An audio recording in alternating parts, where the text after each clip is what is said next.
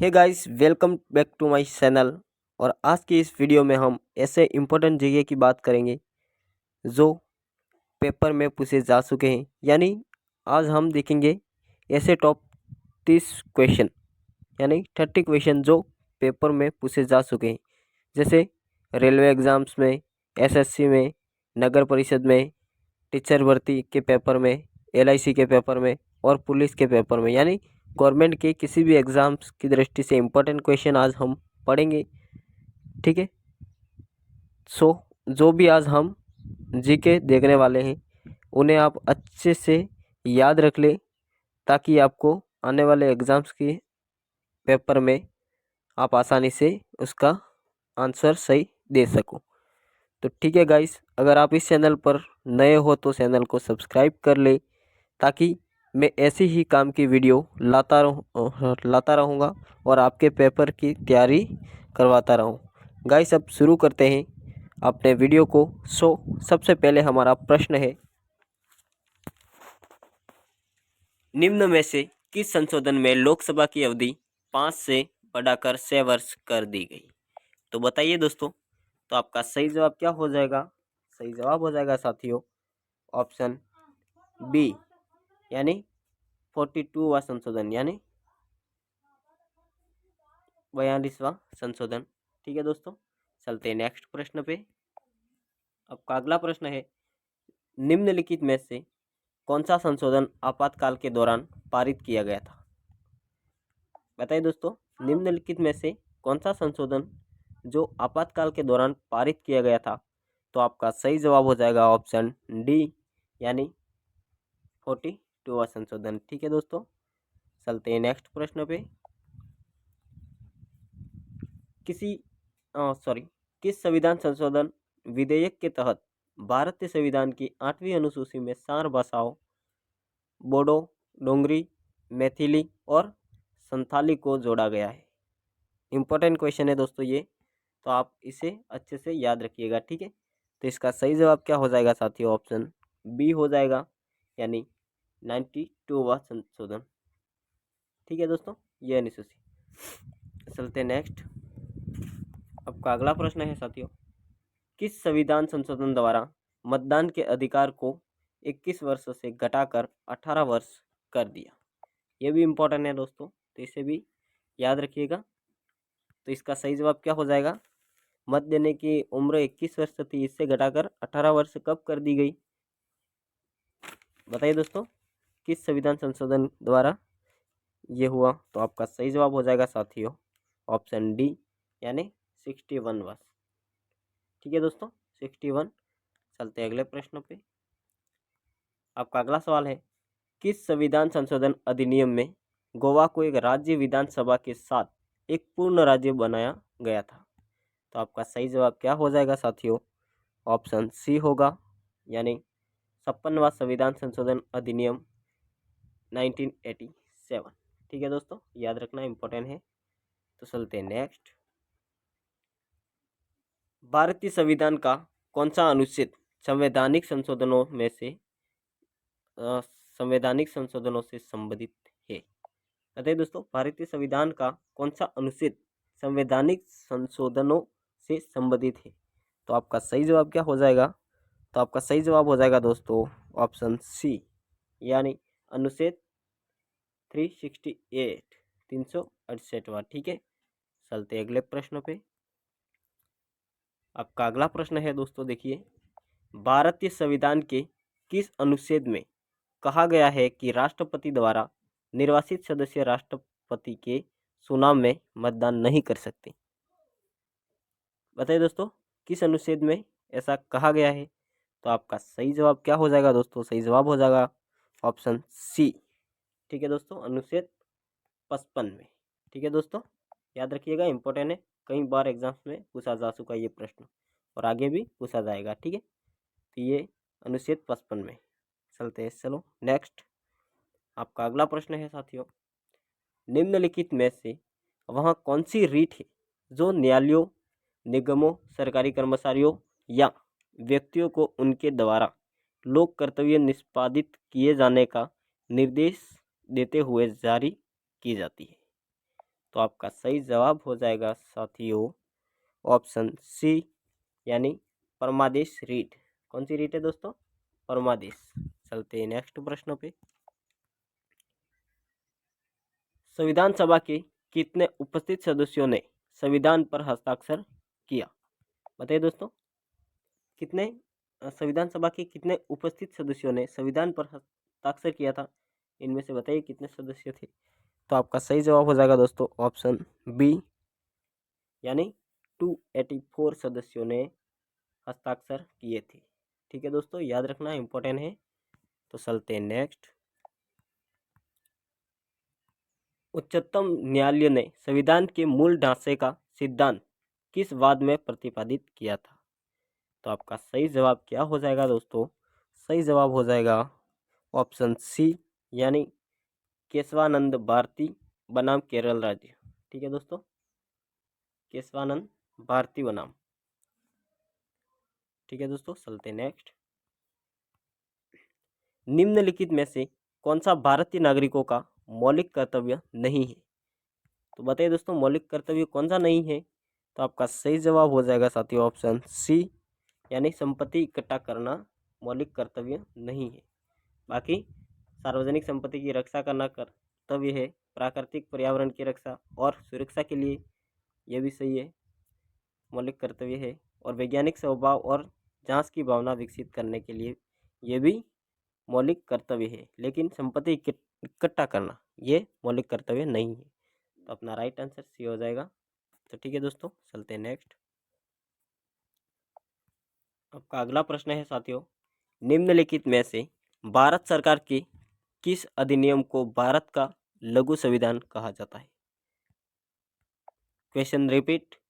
निम्नलिखित में से भारत सरकार के किस अधिनियम को भारत का लघु संविधान कहा जाता है? तो आपका सही जवाब क्या हो जाएगा साथियों? सही जवाब हो जाएगा ऑप्शन बी, यानी 42वां संशोधन अधिनियम 1976।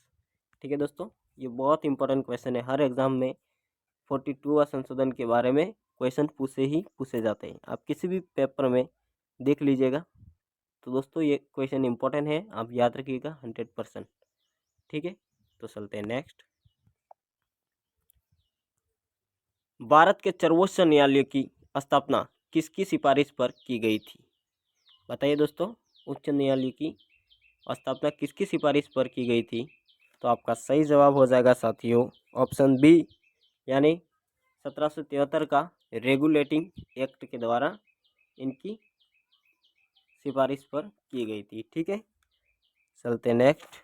आपका अगला प्रश्न हो जाएगा साथियों, यदि भारतीय संविधान का संबंध अनुच्छेद 370 से है तो निम्नलिखित में से किस राज्य से है? बताइए दोस्तों, भारतीय संविधान का संबंध अनुच्छेद 370 से है तो निम्नलिखित में से किस राज्य से है? यानी ये बताए हुए राज्य हैं, इनमें से किससे संबंधित है, यानी किस राज्य से है? तो आपका सही जवाब क्या हो जाएगा साथियों? ध्यान से याद रखना, ऑप्शन डी हो जाएगा, यानी जम्मू और कश्मीर से। ठीक है, चलते हैं अगले प्रश्न पे।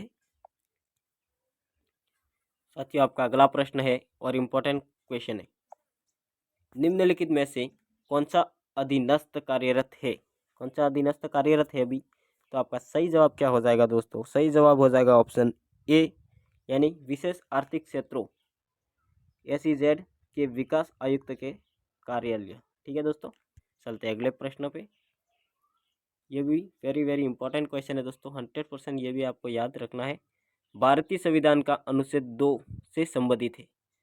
बताइए दोस्तों, अनुच्छेद 2 से कौन सा संबंधित है इन चारों में से? तो आपका सही जवाब क्या हो जाएगा साथियों? आप कमेंट कर दीजिए जल्दी से। तो आपका सही जवाब हो जाएगा दोस्तों ऑप्शन ए, नए राज्यों का प्रवेश या स्थापना अनुच्छेद 2 से संबंधित है। ठीक है, बाकी ये नहीं है। ठीक है दोस्तों, चलते हैं अगले प्रश्न पे। आपका अगला प्रश्न हो जाएगा, भारत के संविधान के किस अनुच्छेद के तहत जीवन और स्वतंत्रता का संरक्षण शामिल है? बताइए दोस्तों, भारत के संविधान के किस अनुच्छेद के तहत जीवन और स्वतंत्रता का संरक्षण शामिल है? तो वो अनुच्छेद कौन सा है? आप देखिए दोस्तों और बताइए। तो आपका सही जवाब हो जाएगा साथियों ऑप्शन ए। ठीक है दोस्तों, अनुच्छेद 21 किसमें शामिल है? अनुच्छेद 21 में। याद रखना इम्पोर्टेंट है, ये भी कई बार एग्जाम में आ चुका है। ठीक है, चलते हैं अगले प्रश्न पे। भारतीय संविधान के किस प्रावधान के अनुसार सर्वोच्च न्यायालय ने निजता के अधिकार को मौलिक अधिकार के रूप में मान्यता दी है? बताइए दोस्तों। तो आपका सही जवाब हो जाएगा साथियों ऑप्शन डी, यानी अनुच्छेद 21। ये भी अनुच्छेद 21 का है। ठीक है दोस्तों, याद रखना 21 अनुच्छेद बहुत ही इम्पोर्टेंट है। चलते अगले प्रश्न पे। निम्न में से कौन सा मौलिक अधिकार नहीं है? दोस्तों आप सभी को पता होगा इनमें से कौन सा मौलिक अधिकार नहीं है। तो आपका सही जवाब क्या हो जाएगा दोस्तों, बताइए। देखिए दोस्तों, धर्म की स्वतंत्रता का अधिकार ये अपने मौलिक अधिकार हैं। शोषण के विरुद्ध अधिकार ये भी मौलिक अधिकार है। ठीक है, और समानता का अधिकार ये भी मौलिक अधिकार में शामिल है। यानी मतदान का अधिकार ये मौलिक अधिकार में शामिल नहीं है। तो अपना राइट ऑप्शन हो जाएगा ऑप्शन डी, मतदान का अधिकार। ठीक है दोस्तों, इम्पोर्टेंट है, याद रखना। चलते अगले प्रश्न पे। भारत का संविधान निम्न आयु वर्ग के सभी बच्चों को शिक्षा के अधिकार की गारंटी देता है।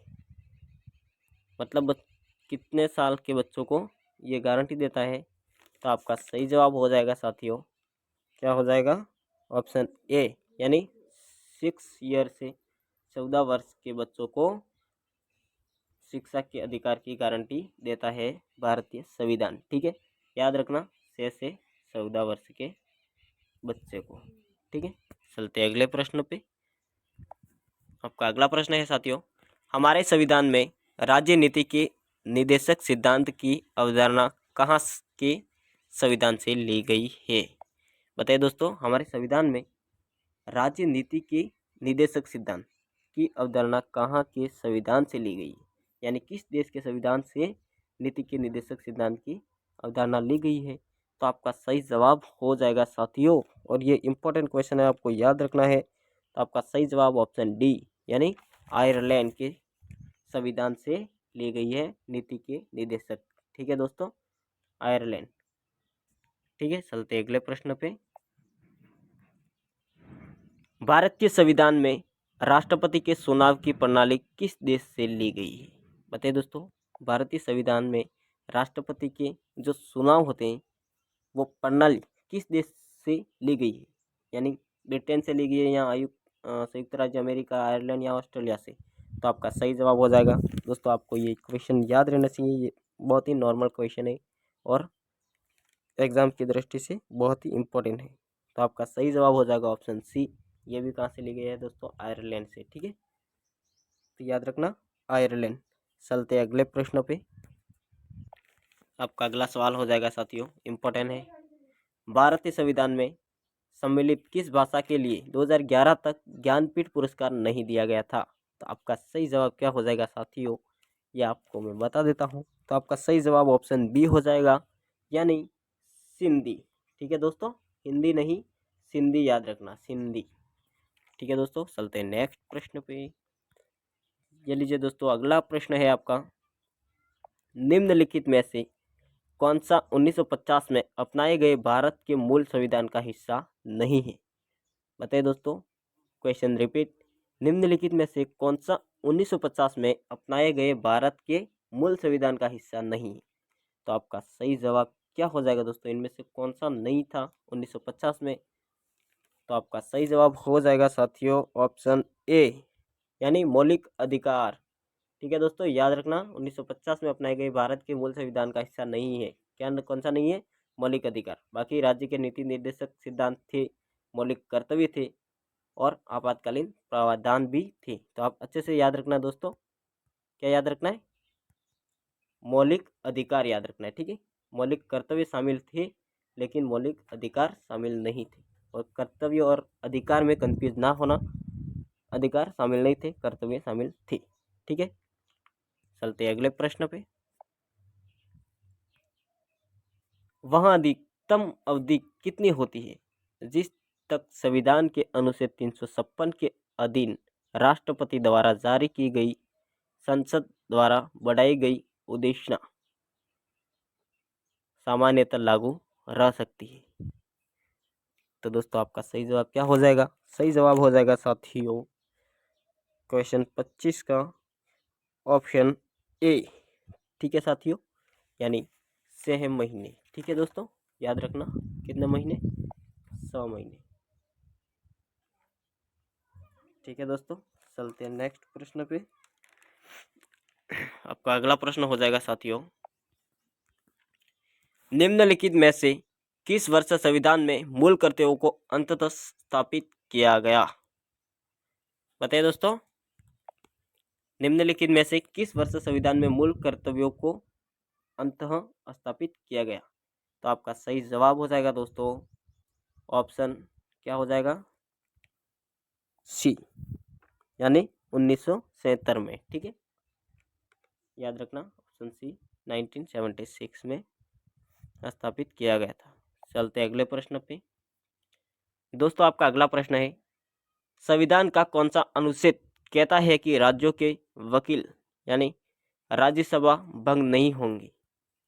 बताइए दोस्तों, कौन सा अनुच्छेद कहता है कि राज्यों के वकील यानी राज्यसभा भंग नहीं होंगी?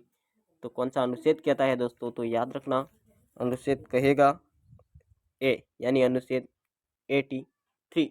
ठीक है दोस्तों, चलते अगले प्रश्न पे।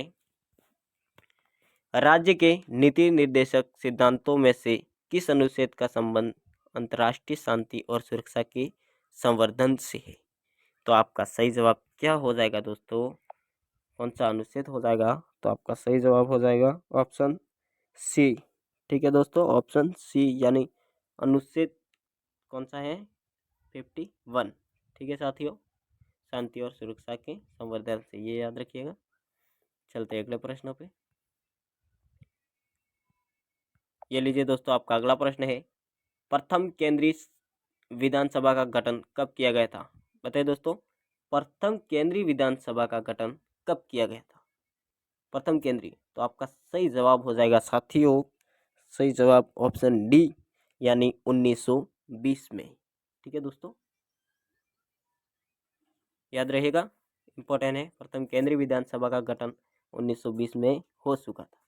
तो ठीक है दोस्तों, चलते अगले प्रश्न पे। अगला प्रश्न देखिए दोस्तों, संविधान दिवस भारत में हर वर्ष कब मनाया जाता है? आप सभी को पता होगा तो कमेंट कर दीजिए साथियों, जल्दी से कमेंट कर दीजिए। यानी संविधान दिवस भारत में हर वर्ष कब मनाया जाता है? तो आपका पता होना चाहिए दोस्तों इतना तो आप कमेंट कर दीजिए जल्दी से जल्दी।